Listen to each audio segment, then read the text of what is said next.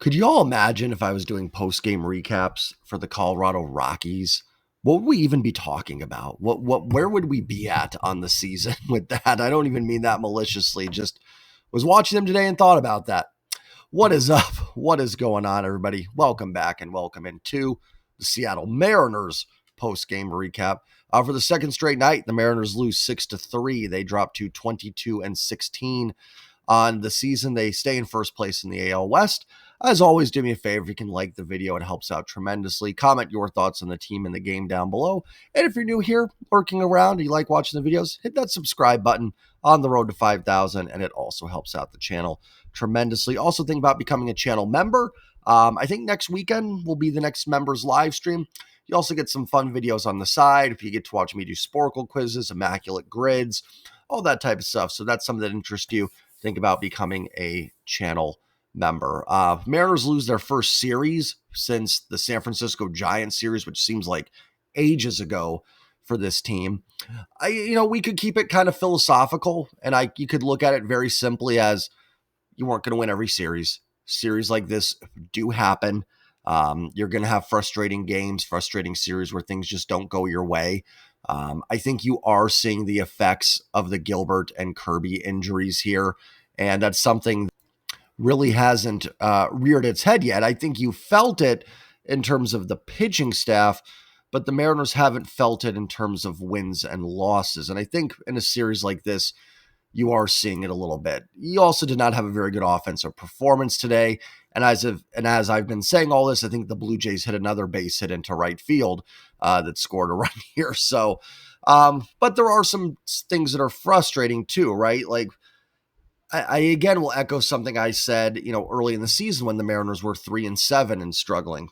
If the Mariners were 3-time defending AL West champs, defending AL champs, World Series champs, or just been in the playoffs 3 or 4 straight years, I don't think any of us would really be worried. I think we'd kind of go, yeah, these do happen. It's baseball. It's 162, and you can't win them all. But we're not. We're Mariners fans. We see the other shoe or whatever fall all the time, right? It's just what we've been through. Outside of a few rare occasions, it never seems to hold true for us. When something starts to go wrong and feels like it's going wrong, it goes wrong. So any Mariners fan right now, and I would be very honest with all of you, I try to stay very positive on these because my brain and heart are different than what the data says and all this stuff. Like, in the back of my mind, I am always thinking that every loss is the start of this team's downfall. Like, I think that's just part of being a Mariners fan. The only time in sports where I really haven't felt that, maybe some of the Mariner teams in the early 2000s, but I wasn't so young. I remember those seasons. Like, I was in high school, but I didn't also have the same, I was more casual at the time. Really, the Seahawks Super Bowl run and that era was the only time where I ever kind of was like, I don't expect this to go south for my teams. So any Mariner fan that's feeling that right now, you're fine. Like, I get it. I do in here, like, I do feel that. I would also feel better if you had like the White Sox and Rockies coming up next and not the Yankees and Padres, because now you do put yourself in a position a little bit here where you could play pretty good baseball against the Yankees and Padres and go 2-4, 1-5. So, let's just say the Mariners lose tomorrow. Not obviously, I'm not saying that's guaranteed, but like that you're 22-17. You go 1-5, 2-4 against the Padres and Rockies, and you're starting to inch your way back to the 500 mark. Now, who knows? They could sweep the dang Yankees and take 2 out of 3 from the Padres. I'm not predicting anything here, but I think that's where some of that worry starts to kick in a little bit as Mariner fans. We start seeing this, and it feels like maybe the start of a little bit of a spiral. Now, truthfully, what happened the last 2 days, we talked about yesterday. The Mariners had some hard luck outs that happened and stuff like that. And credit to the Jays, they made the defensive plays when they needed to. Some similar stuff today. I don't think quite as bad. I don't think the Mariners hit quite as many balls hard, but you had Julio's double that Straw made an insane catch on. I mean, again, I think I talked about how the Blue Jays are hitting more balls into right field. I think they've hit 5 more that have found their way through on the right side. And there were some hard hits there for sure, so I'm not taking it taking it away. But, you had the call to Springer on that 3-1 pitch from Vargas that was a strike, that was called a ball, and it led to a go-ahead run. So there were still some things tonight that in a vacuum were just baseball. And, you're going to have series where, and the Mariners have had some where every bounce goes their way. It just feels like that, right? When you're going right, you just have those stretches. We've seen the Mariners have that. This is just one where it's not. And the Blue Jays are taking advantage, doing what they need to do, and they're winning the games. This is another game that I think if you have Kirby or Gilbert on the mound, you probably do win that game with that 3-0 lead. I think you do hold on. And like I said in the beginning of the video, we have felt the impact of Gilbert and Kirby not in there because the rotation has not been nearly as good as we expect it to be. But you still found a way to win games. Well, now that the offense has a game where I don't think they were awful, but they weren't very good tonight, you don't have that dominant pitching to hold it, to keep it at 3-0, 3-1. Now, Gilbert and Kirby have given up 3 runs, 4 runs in starts. They're not, invincible. But I think if you would have told me, Jay, 3-0, top of the 5th, 2 outs, runner at first, like I said, Mariners are up 3-0, Logan Gilbert's on the mound, to the Mariners win, I'd feel pretty confident saying yes. Where, and I don't think Logan Evans pitched poorly today, but he ran out of gas a little bit. And then I thought Dan tried to probably squeeze a little bit too much out of him. I think you could even make a case to take him out before facing Bichette there. But again, you're in a tough spot, right, if you're Dan, because who's pitching tomorrow? Bryce Miller. Bryce Miller has not gone deep into games for you. He's not giving you length. Now, you got to manage for the game you have. You can't just assume that tomorrow is going to be a struggle or what's going to happen. I mean, the Jays could jump up 10-0 early and it doesn't even matter.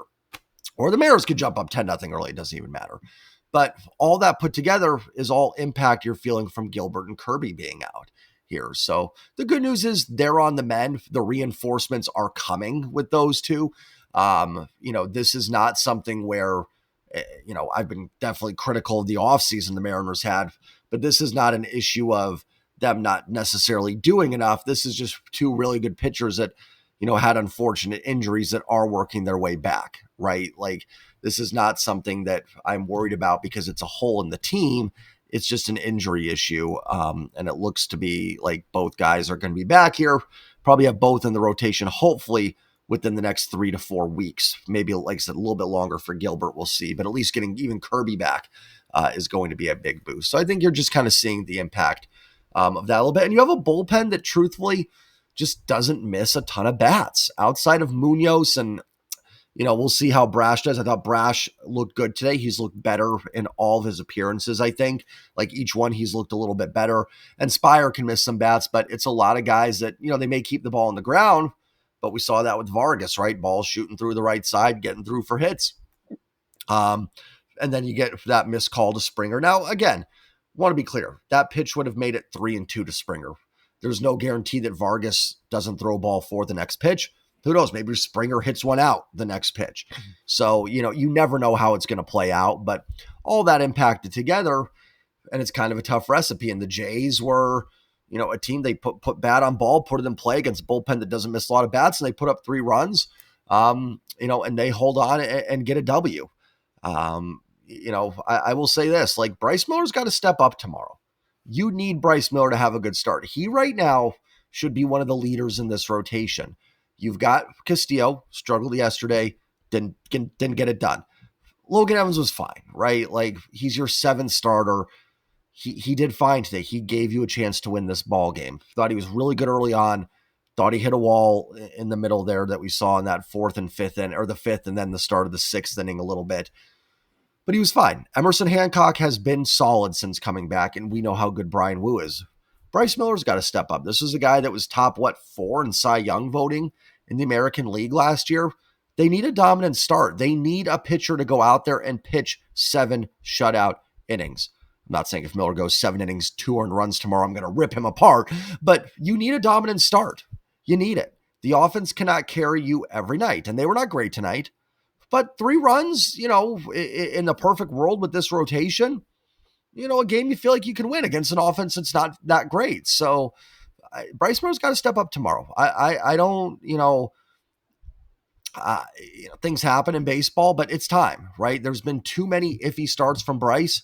He has got to step up tomorrow. I don't mean to turn this video into a rant on Bryce Miller, who didn't even play in this game, but I think you all know where I'm coming from on that, and I think most people probably agree. It's time. It's time for this rotation to step up a little bit. Let's get into the box score real quick. Then I'm going to get out of here and give my final thoughts on it. Logan Evans, 5 innings, 5 hits, 3 run, 3 earned, 2 walks, 3 Ks. Listen, again, kept you in this game. I thought there was a couple weird things that Dan did. I thought sending him out for the 6th was kind of odd, and then having him just face Springer. Like, if you're just going to try to get that one extra out of him. Now, in Evans' defense, Springer hit a broken bat single that dropped in, so I don't think Evans did anything wrong necessarily there, but I would just let Spire start with the clean inning, to be perfectly honest. Like, I would just have Gabe Spire start that inning and go from there. But that's hindsight a little bit too. I think, again, you could even make a case. You had Bichette who had that 2-run home run, then Vlad on deck. You could have made a case there to maybe go to like a Brash or a not Thornton. Snyder, someone like that in that situation. Now, again, that's all hindsight. Yes, I am wearing a Georgia Tech t-shirt. I have no idea why I have this t-shirt, to be perfectly honest. I just found it in the back of the closet earlier. I'm like, oh, I like the little yellow jacket B guy. He's funny. That was random. But anyways, I don't even know where I was. Yeah, so I thought, Dan tried to squeeze a little bit too much out of Evans, but man, this felt like a series you weren't getting to. Then Kirk hits that one that gets through on the right side off Spire. It just, nothing was breaking the Mariners' way. And I want to be clear, too, when I say things like that. When I say, the Mariners were unlucky or they didn't get the breaks and stuff like that. That's not saying they played well. You can get the breaks and play good baseball. You cannot get the breaks and play bad baseball. Let's circle back to the Rockies, right? I can almost guarantee you the Rockies have been unlucky this year. You can't be 6-33 and not be having a little bit of underperforming your Pathag and stuff like that. It would be virtually impossible. The 2001 Mariners were a little lucky. They overperformed their Pathag a little bit. You can't win 116 and not overperform a little bit. That doesn't mean the Rockies are good. It didn't mean that Mariners team wasn't good. That Mariners team was absolutely outstanding, and the Rockies are garbage. Like, my point is that, the Mariners did have some breaks that didn't go their way. They still didn't play good baseball. I just want to be clear on that. Like, it's not Mariners did everything right and just baseball didn't work out for us, But there are some times when you play coin flip games, close games that can go either way, and you just don't get the breaks. But it doesn't mean the Mariners couldn't have done other things. So anyways, back to Evans. Thought he was fine. Again, gave you a chance to win the game. I haven't been like overly impressed. Yeah, I don't know. That's my little harsh. Like, he's had one start where he was bad. The other two, he's given you chances to win the baseball game. So, and again, this is right now your 7th starter, essentially. So Evans was fine. I thought Gabe Spire threw the ball well in his inning, gave up the hit. That was that one to Kirk that I think was on like a hit and run and got through, had a couple strikeouts. I thought Matt Brash had his best outing. 1 inning, a walk, 2 strikeouts. Good to see some swing and miss. It looks like the velocity's down because Brash is throwing the 2-seamer more. So I think that's why it's not 98, 99. It's 95, 96. But, whatever works, it's good to see. And hopefully, it keeps working for Brash. He threw a couple of those change-ups too that he's been working on. So I thought Brash looked phenomenal. Vargas struggled. 2/3 of an inning, 3 hits, 3 runs, 3 earned, 2 walks, 1 K. Again, yes, that 3-1 to Springer was a strike. But you don't know what's going to happen next. And of course, there was a couple balloon shots that fell in, but Bargers was hit hard, 110 off the bat into right field. Vargas was not sharp today. And, Vargas, for as hard as he throws, does not get a ton of strikeouts. Doesn't mean he can't miss bats. He can, but he's not a massive strikeout guy and keeps the ball on the ground, but can have some control issues. And you saw it, right? A walk, some ground balls that got through. Ends up being kind of a rough evening for Carlos Vargas. Pizarro did a nice job, inning a third, 1 hit and 2 strikeouts. I guess the silver lining is that you didn't use Munoz, so I guess in some ways it's good that it didn't go 3-3 to the 9th and Munoz throws 25 pitches and is down tomorrow. Now, I think I remember doing this last year and saying, hey, they saved Munoz, and it was kind of a running joke that, 15 losses in a row, but you're saving Munoz, so you're ready for that 16th. But I mean, like, it could be a silver lining for tomorrow in a close game. And the Jays did use Hoffman. I was a little surprised on a 3-run game. They ran him back out there. So Hoffman likely down tomorrow. So maybe some, just minor things that could be good news for the Mariners. Let's look at the offense today. 6 hits, only 1 walk. Did not do a lot versus Bowden Francis. He shut them down pretty good in Toronto earlier in the year. They did score some runs there, through the first 4 innings and just kind of died off. JP's hitting streak is snapped 0 for 4. Polanco 0 for 4, cooling off a little bit. Julio was 1 for 4 with a base hit. Could have easily been 2 for 4 there. Had that diving catch by Miles Straw, which probably robbed him of a double. Cal was over 3 with a walk. I will give Cal a lot of credit on that sac fly. That was a tremendous play and slide there by Cal. Just shows what a great, well-rounded baseball player Cal is. Randy 1 for 4 at the RBI double. Rowdy 1 for 4 at the solo home run. Tavares was 1 for 3 at a base hit and the sac fly. Master Boney was 1 for 3 and Williams was 1 for 3. So nobody, awful. Everyone kind of chipping in with the hit, but a lot of singles and nobody really having a big game. Just a lot of 1 for 3s, 1 for 4s without much else. So it's not a lot of base runners tonight for this Mariners offense, which has cooled down, I feel like, a little bit here, which was expected, right? Like they were killing it, but not going to score 13 runs every night. I think they're still second in WRC plus. Like the pitching's you gotta get healthy, and you gotta have guys like Bryce Miller step up. That's what it is right now. It's not on Logan Evans. And again, Evans was fine, but it's not Logan Evans' responsibility to carry the team right now. Castillo got to be better.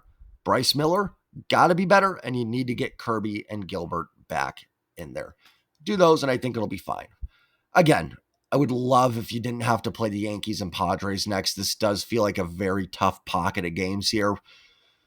Bears, what would we say, 22-16? You got the Jays for 1 more tomorrow, then 6 really tough ones before going to Chicago. I mean, man, even if you went 3-4 in that stretch, it probably wouldn't be that bad. I would probably take that. That would put you at, 25-20, and then a chance to maybe sweep the White Sox and get some of those back. So that makes it concerning a little bit here. But, we are still so early that, we hyper-focus on this, and come August, we're not even going to remember these games. We're going to be like, oh, yeah, that Jays series back in April. Yeah, that one was frustrating. Or we're in May now. We are in May 10th. It's a series that these do happen. While, yes, if you are feeling doom and gloom, like I said, I get it.